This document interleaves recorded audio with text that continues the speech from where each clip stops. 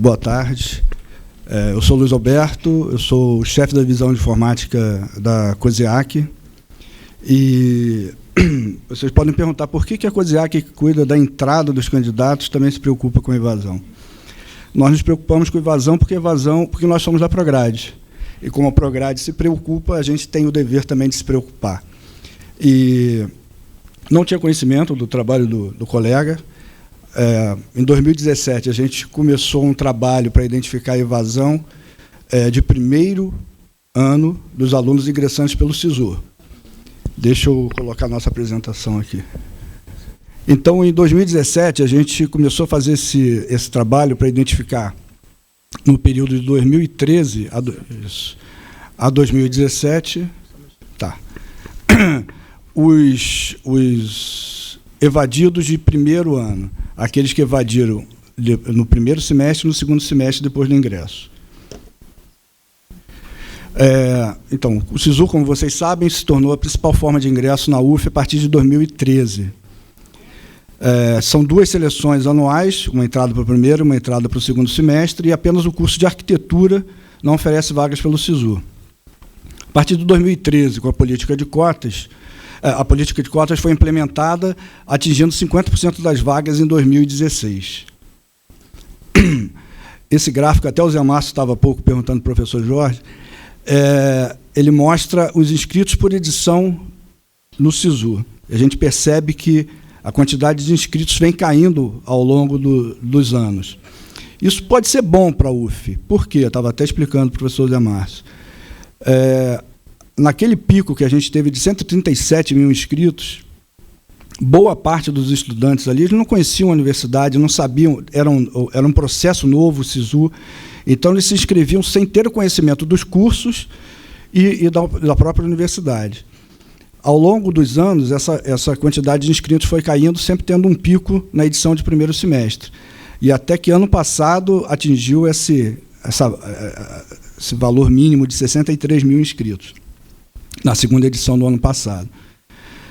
Essa tendência não é só da UF. Outras universidades estão apresentando a mesma tendência de queda de alunos, de inscritos na edição do SISU. Alguns fatores podem explicar isso, até a própria sedimentação do processo seletivo, algumas mudanças implementadas pelo MEC de não permitir que o aluno treineiro se inscreva no processo, isso facilita bastante para a gente, é muito bom. Isso pode se refletir mais à frente nos índices de evasão. O SISU agravou um problema que existia na época do vestibular, mas era muito pouco, não chegava a ser um problema, que são as vagas não preenchidas durante o processo. Já chegamos a ter 9% das vagas não preenchidas durante o processo. E, na última edição, caiu para 3%. A gente tenta, com determinadas ações, um edital mais claro, um site com mais informações, tentar municiar o candidato de informações antes da inscrição dele no SISU, para que diminua esse número de vagas não preenchidas. Tem muitos cursos que não temos candidatos já no preenchimento das vagas e depois nos eventos da lista de espera, porque temos a lista de espera do SISU, e temos a lista de espera própria da COSEAC. Mas nossa lista de espera, que já chegou a ter 70 mil candidatos, nessa edição agora, 2019-2, está com 17 mil. Então, a gente já antevê que alguns cursos esse índice que talvez aumente nessa edição. E a própria dinâmica do processo de matrícula com as comissões de verificação de cotas, ela impede que a gente, dentro do tempo disponível que a gente tem para reclassificar, que são as 3 primeiras semanas, que a gente consiga fazer outras chamadas além das que são previstas. Então, esse ano vai ter uma mudança significativa no processo, que os alunos das políticas afirmativas do interior eles terão que se deslocar até Niterói para poder fazer a matrícula e passar pelas comissões de verificação. Do ponto de vista do candidato, não é uma coisa muito boa, ainda mais que é um público mais fragilizado. Mas era o que, dentro do contingenciamento, a gente poderia fazer, porque uma matrícula, não sei se eu posso passar valores, ela custa cerca de R$250 mil para realizar uma matrícula por semestre. processo de matrícula envolvendo 4 comissões de verificação, transporte de funcionários, estadia, etc. Então, esse custo, a gente estima que deva cair para casa de R$80 mil, sendo feito exclusivamente em Niterói. Então, em 2017, a gente iniciou esse processo, esse estudo da evasão. Para tanto, a gente delimitou o nosso escopo, o evasor, ele tendo evadido nos 2 primeiros semestres após o ingresso dele. Esse é o nosso público. E os objetivos do nosso trabalho são descrever essa evolução temporal da evasão, de forma geral e por curso. Por curso a gente ainda está detalhando isso. Descrever esse perfil do aluno evadido no primeiro ano e daquele que continuou o curso, para poder comparar os 2 perfis. Quantificar as chances de evasão de primeiro ano com respeito às características pessoais e do curso, do próprio curso. E com isso, propor, junto à Prograde, em conjunto com comissões, estratégias para diminuir essa evasão. Até do ponto de vista do que a gente pode tentar diminuir isso na entrada de dados, na entrada do candidato. Por exemplo, nosso candidato de vestibular já era um candidato focado. Ele, em janeiro, ele já sabia que ele ia fazer matemática ou engenharia para a UF. Ele se inscrevia em junho para a prova em novembro e o ingresso dele em março do ano seguinte. Então, a gente, com o banco de dados que a gente tinha, a gente conseguia trabalhar esse candidato. À medida que o processo ia ocorrendo, a gente ia mandando informações, até grade curricular a gente já chegou a mandar para o candidato, antes das provas. Com o SISU, a gente não sabe qual é o nosso público, a gente não tem, é uma incógnita. Porque, por exemplo, o MEC ainda não disponibilizou no SISU Gestão os inscritos dessa edição. Então, o trabalho que a gente fazia, que era enviar mensagens para eles antes da inscrição na lista de espera, a gente não pode fazer. A gente fica amarrado, a gente não sabe qual é o nosso público. Então, a gente está com 17 mil, talvez a gente conseguisse ter uns 20 e poucos mil, né? Mas a gente não conhece o nosso público. Esse estudo, a gente contou com o apoio da Rosana, da STI, e também com 2 professoras do Departamento de Estatística da UF, depois que elas tabularam os dados.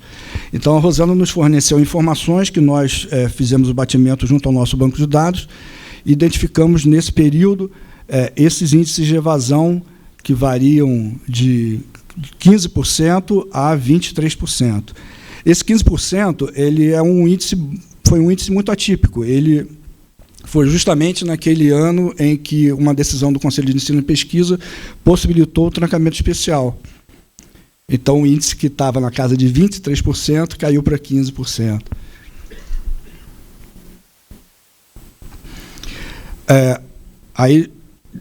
Vamos extrapolar e vamos ver a evasão por ano e semestre.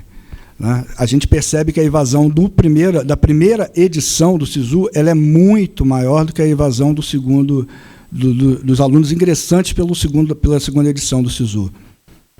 Isso é óbvio e evidente ali. A segunda edição, o aluno ele não tem outra oportunidade. Quando ele faz a inscrição no primeiro semestre, se ele não der certo, ele vai tentar no segundo. E esse índice de candidatos que entram e depois tentam de novo é superior a 20%. É absurdo. Então, além desses aspectos do próprio processo, turma, de formação, de ingresso de candidato, edição pela qual ele entrou, nós também analisamos a política de cotas, alunos que são da ampla concorrência contra alunos que são da política de cotas. Nós investigamos também os aspectos particulares da pessoa, do candidato, comparando os 2 grupos, o grupo que evadiu com o grupo que permaneceu depois desses 2 primeiros períodos. Para resumir, nós trabalhamos com diversas outras variáveis, além dessas inerentes ao curso, como o gênero, a idade, a cor, raça, cidade de moradia, naturalidade, tipo de deficiência, tipo de escola onde concluiu e ano de conclusão, para poder fazer esse cruzamento de dados. Então, foi verificado, utilizando os métodos estatísticos, que dentre as características investigadas, Os perfis de evadidos e não evadidos diferem apenas quanto às variáveis sexo, residência na cidade do curso, opção de curso e semestre de ingresso.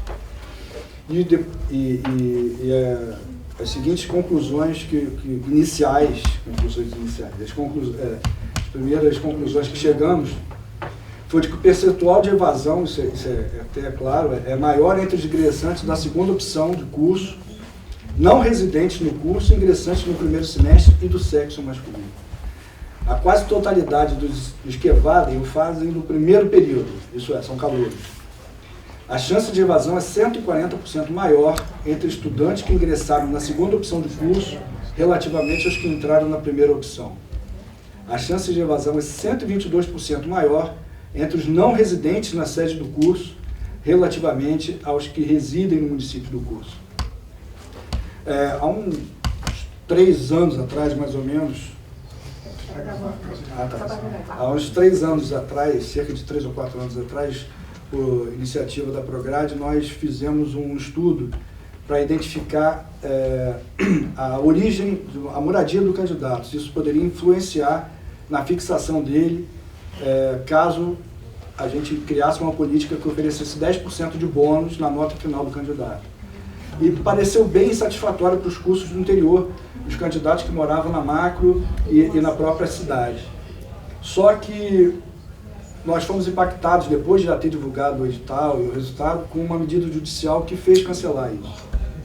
Então nós tivemos que retroagir, fazer toda a chamada pelos moldes antigos, sem bônus, e em função dessa medida judicial. Isso atrasou o início do semestre, foi muito complexo. Só que hoje, cerca de 10 universidades já utilizam esse processo no SISU. A ideia não foi só nossa, algumas já usavam, por isso que nós resolvemos criar o nosso estudo e criar o nosso bônus. Então esse parece um fator de fixação do candidato, ele morar próximo da sede do curso. O estudo mostrou também que a chance de evasão é de 103% maior entre os ingressantes do primeiro semestre relativamente aos do segundo semestre. E a chance de evasão é 20% maior nos alunos do sexo masculino. Isso tudo, não estou detalhando por curso, eu estou fazendo análise macro. E a formação, o turno do curso e a ação de ingresso não foram identificados como fatores que contribuíram para a evasão. Se a gente observar, infelizmente vocês não vão poder ver, mas depois vão poder observar nessa apresentação, que a evasão do cotista e do não cotista, ela é muito próxima. Eles ficam oscilando entre um e o outro, está na metade, 50% para cada um. E mais o quê? Então, o estudo ainda está em fase de elaboração, a gente já está entrando com os dados de 2018, só que a nossa equipe para fazer esse tratamento de dados é muito pequena. E isso requer muito da informática.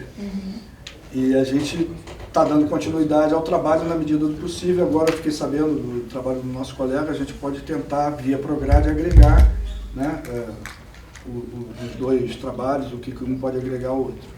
Então é só isso. Estamos abertos às perguntas necessárias.